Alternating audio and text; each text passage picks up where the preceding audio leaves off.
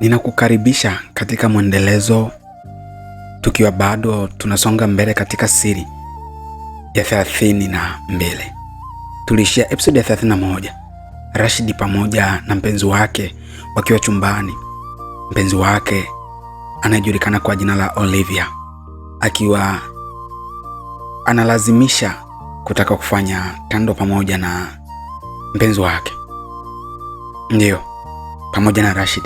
Lakini Rashid akiwa anajaribu kushawishika huku akikumbuka masharti ya mganga, alikuwa anashtuka na kuishiwa nguvu ya kuendelea au kutaka kuendelea kufanya kile kitu. Ndio nguvu pekee alikuwa anaipata ilikuwa ni ya kumsukuma mpenzi wake kumwachanisha katika hilo tendo. Nini kitakachoendelea? Karibu katika mwendelezo, tujue mwendelezo huu umekuaje, umebeba nini. Mimi naitwa Genius Amon, ninatoka hapa Empire Studios. Tunaianza namna hii. Unajua, Olivia alikuwa katika hali ya kutaka kufanya tendo, lakini Rashid alionekana kutompa ushirikiano. Anahofia. Ndio. Na Olivia hajui kabisa kinachoendelea. Sasa kama una kumbukumbu nzuri, Rashid alikuwa amelazwa chini na Olivia akiwa anahitaji kushughulika mwenyewe. Lakini Rashid aliona mambo yasiwe mengi. Rashid alinyanyuka. Ndio. Rashid alinyanyuka pale chini alipokuwa amelazwa.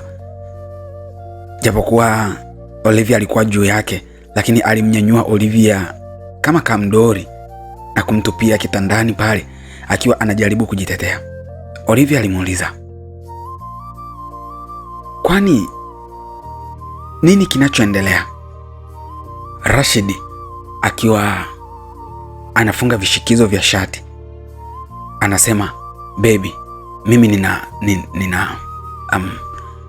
Olivia alimuuliza, "Una nini?" Rashid akasema, "Unajua tunatakiwa tuna hivi alikuwa anakuwa na kigugumizi." Akamkatisha kwa kusema, Olivia alimkatisha Rashid kwa kusema, "Hebu subiri kwanza. Tuna nini? Usije ukaniambia eti sijui tunasubiri mpaka tufunge ndoa. Mimi ni wako. Tunatarajia kufunga ndoa. Mimi ni wako." Aliongea huku akiwa anasimama kumsogelea karibu. Huyu mwanaume anamchanganya, haelewi ana shida gani. Saizungumze basi. Aliongea huku akiwa anamgeuzia Rashid upande wa kitandani. Yaani unajua, mtu amesimama mbele yako, sasa unamgeuza aje ulipokuwa umesimama wewe uende alipokuwa amesimama. Kwa alikuwa anamgeuzia Rashid upande wa kitandani, amsukume na kupanda juu yake kwa mara nyingine kama mwanzoni. Anajaribu kutaka kumlegeza. Unajua Rashid pale alipo yuko hoi. Ndio mwili unataka, lakini na roho inataka. Rashid alisema hapana. Lakini Olivia akamwambia, "Usijali baby, usijali." Huku akiwa anamsukuma alahari kitandani, aliongeza kusema, "Mimi nitafanya kazi yako, we lala tu." Rashid alinyanyuka tena kitandani huku akiwa amembeba juu. Rashid ni jembe bwana, ni njemba imeshiba. Kwa hiyo alikuwa anakabeba kama kamdori, yani kabinti kalivyokuwa kama kana mwili mdogo sana, alikuwa kama anachezea. Rashid aliongeza kusema, "Mimi siwezi, kwa kweli siwezi kwa sasa hivi, siwezi."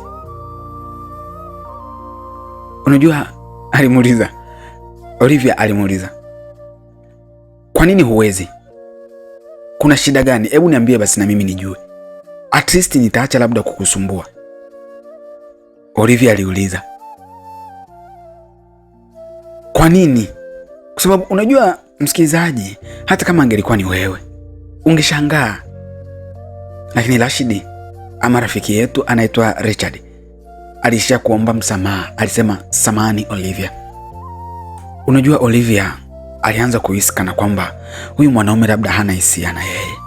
Sasa haiwezekani, yani katika mitego yote aliyompitisha mwanaume lijari kabisa. Mtandao unasoma, minara imesimama, alafu unasema kwamba mawasiliano hayashiki. Haiwezekani bwana. Olivia aliongea huko akiwa anazunguka. Alimwambia, hebu nikague vizuri. Je, sikuvutii? Rashid alikuwa anatafuta neno la kujitetea, lakini hakuna. Olivia alimshika mkono akaingia katikati ya kifua cha Rashid akiwa amempa mgongo. Yani Rashid sasa akumbatie na kushika tumboni akiwa anamsogezea makalio karibu. Ndio, nadhani utakuwa umenielewa. Alikuwa anamwambia, hebu angalia, shika hapa hivi, shika hapa. Yani anachukua mkono wa Rashid anamgusisha kwenye kalio. Ndio, wataalamu wa mahaba wanasema nyashi. Hebu shika hapa. Yani anajaribu kutafuta namna ya kumvuta na kumweka kwenye mtego. Lakini unajua Rashid, hisia zimeisha hama kabisa. Yani moyo unamwenda mbio kabisa. Anaona kifo hiki hapa. Nikijaribu kumgusa tu binti huyu, nimekuisha. Alikuwa hana hamu yoyote kabisa. Binti alimgeukia, alimwambia, baby, tafadhali, hebu njoo bwana, njoo tufanye. Rashid anataka na roho inataka. Ndio, alihisi kama anachanganyikiwa. Alipiga makelele kama kichaa. Yaani unajua anatamani kumridhisha mpenzi wake. Yaani hataki kumkosa mpenzi wake. Lakini akikubali kumridhisha mpenzi wake, amekubali kuikosa roho yake. Unajua Olivia sasa aligundua hapa kuna shida. Kuna kitu ambacho sio cha kawaida. Kwa nini? Alimuuliza, hivi kuna shida gani? Kuna shida Lakini Rashid alimwambia, hapana, hakuna shida. Olivia alisema, kama hakuna shida, nini kilichopo? Alibaki kashika kichwa akiwa anahisi kama kupasuka. Olivia alimwambia tena kwa hasira na kukasirika, sawa, haina shida. Baki na mwili wako basi. Jitunzie. Tunza hicho kinani chako. Unajifikiria kwamba wewe ni wa dhahabu Uchafu mtupu. Olivia alikasirika na kuondoka kufuata mlango ulipokuwa. Aliona ni ujinga mtupu. Lakini anaugusa mlango. Yani kitendo cha kugusa kitasa cha mlango. Richard alijikuta anapiga magoti akimuita. Richard anaonekana anampenda sana huyu mwanamke. Alimwambia, baby, I love you baby. Aliongea huku akiwa amepiga magoti. Ameshika pete ya dhahabu mikononi mwake iliyokuwa kwenye kiboksi maalum cha kutunzia pete. Pete ya dhahabu kabisa, dhahabu pure. Ilikuwa ni njia moja pekee ya kumponda binti huyo. Alinyong'onyea, alikuwa mpole, alisagika. Richard alisema, ninakupenda, nataka kukuoa, na kuhitaji wewe kwa ajili yangu katika maisha yangu, tena maisha yangu yote. Mimi sihitaji mwili wako tu, nahitaji kuona furaha yako, na kuhitaji wewe, nahitaji kila kitu unachonipa kwa ajili yangu. Unajua Rashid ama rafiki yetu Richard, kipindi anaongea hayo, mwanadada huyu alisimama na kuganda kama sanamu. akiwa anaangalia ile pete ilivyokuwa inang'aa, dhahabu tupu. Tena ni dhahabu yenyewe kabisa, sio makapi. Ndiyo, grade 1. Rashidi alinyanyuka haraka na kumsogelea pale alipokuwa, akiwa anapiga magoti na kuifungua ile pete. Dada huyu anaitwa Olivia. Unajua ni kama alipigwa na radi Ndiyo, alimsogelea na kuiona karibu ile pete. Huyu binti alimsogelea karibu aione ile pete. Hakuamini anachokiona.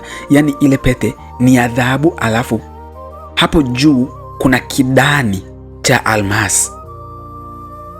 Rashidi aliendelea kumimina maneno na kusema, tafadhali, ninaomba unipe furaha, nifanye kuwa na furaha, usiondoke, nahitaji kukuoa.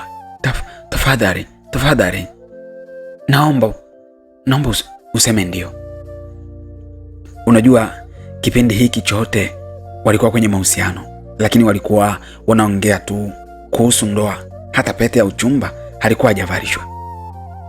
Unajua binti huyu alihisi kama akapigwa na nyundo yenye kilo 3 ndani ya moyo wake. Aliishia kucheka na kutabasamu. Alisema sawa, ndiyo baby, bila shaka unajua kwamba ninakupenda pia. Aliongea huku akinyosha mkono wa kushoto ili aweze kuvishwa pete. Lakini kipindi Rashidi anamvalisha mpenzi wake pete ya uchumba, inaonekana hali ya mama huku nyumbani inazidi kuwa mbaya kabisa. Noela ambaye ni mdogo wake na Rashidi, nadhani huyu tunaye unamfahamu. Noela alikuwa analia. Mama alikuwa anaonekana kuwa hatikisiki kabisa, yani hajitikisi. Ameitwa muda mrefu, lakini mama kafunga macho tu pale, amelala. Hali inaonekana kuwa mbaya. Ndiyo, lakini baada ya muda kidogo alionekana kufungua macho, lakini mama amelegea sana. Yaani hali yake inaonekana iko mbaya sana. Noela alikuwa analia huku ameshikilia kibakuli kilichokuwa kimebeba chakula. Anajaribu kumlisha mama, lakini mama hawezi kufungua mdomo.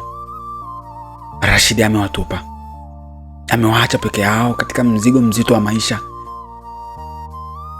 Rashidi alikuwa na lengo la kuwa tajiri aweze kusaidia familia yake, lakini maisha ambayo amekwenda ni bora hata angebaki na kuendelea kupambana na maisha aliyokuwa nayo, aendelee kuwa msaada kwa mama na ndogo yake. Lakini hapa ameondoka, amepata pesa, lakini hazisaidii familia yake. Mama yuko katika hali mbaya. Nini kitakachotokea? Je, huu ni mwisho wa mama ama itakuwaje? Yawezekana zile pesa alizotumiwa zimeanza kufanya kazi. Sharti la mganga la hakutakiwa kutuma pesa. Ndiyo, hakutakiwa kuwatumia pesa. Sasa sijajua nini kitakachoendelea.